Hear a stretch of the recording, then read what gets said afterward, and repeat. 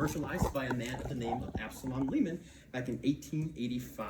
Now, Ab Lehman was a rancher, so he was actually settled just right down the mountain, right next to where present-day Baker, Nevada is. And we think he came across this cave one day because he was rounding up his cows, and he realized he came up a couple heads short, so he decides to hop on his horse, make his way up the mountain to try to find these lost cows and just bring them back home to safety. While he was on this hunt, he decided to stop and take a lunch break. So he took his sandwich and he sat it on a rock while bringing his horse over to a tree, tying it to a neighboring tree branch. And while he was over here, he heard a bunch of scurrying and scratching sounds happening right behind him. So he turns around and he looks down, and there he sees a pack rat looking right back at him with his sandwich in its mouth. So they have this very intense stare down here for a few seconds until all of a sudden the pack rat decides to turn tail and run away with his food. Well, Ab Lehman isn't going to let anybody get away with his sandwich, much less a little rodent about this big here. So he cuts his horse loose, he hops on top, begins to chase his pack rat down in a very intense pursuit. Now this pursuit goes on for quite a while, up until the pack rat finally decides to make his final getaway here. He disappears underground through a little hole, totally out of sight. Now confused, Ab is looking, he can't find the pack rat anywhere. However, he looks just ahead of him and he notices there is a much larger hole in the ground that he is approaching at a very rapid pace. So he takes his horse and he tries to slow it down or divert it. However, they could have been going just a little bit too fast, or the ground was just a little bit too slick. They were not able to stop in time, and so unfortunately, both Ab Lehman and his horse fall down this hole here. However, Ab Lehman was really quick on his feet. He was a really quick thinker.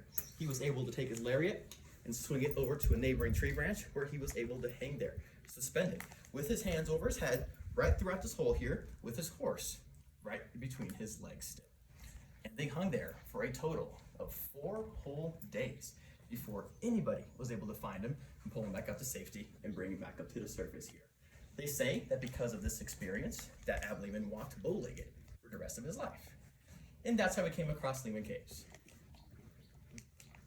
Pretty likely story, right? Yeah, you can seem a little skeptical there. I kind of noticed your face is starting to change as I was talking about it. As you guys may have figured it out, but that was not a true story here.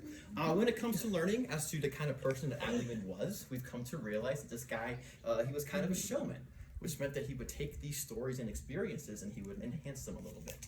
Add some pizzazz, you might say, to increase the marketability to the cave that he was trying to sell.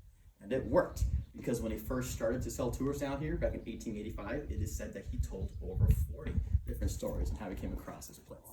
The one that I just told you guys was the most well-known one at the time. How we think he really came across this place, it was probably just by accident.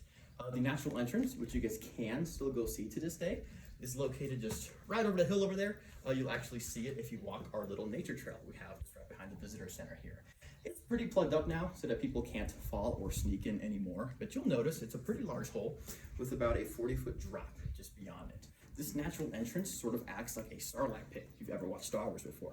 Or if you have no idea what I'm talking about, it is pretty much a mouth or a trap. Animals will fall in and they're gonna not be able to get out.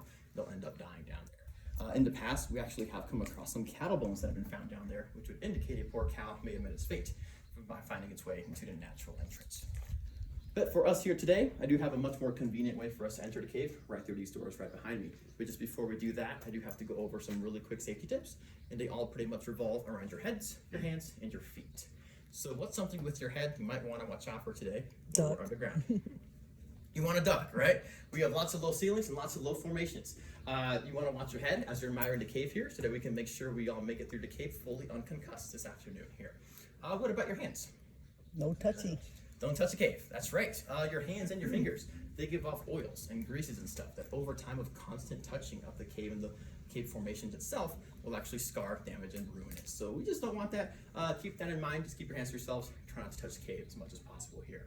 If you do feel like grabbing onto something, however, we do have plenty of railings along stairs and other passages that you guys can grab onto as much as you guys would like or feel like you need to.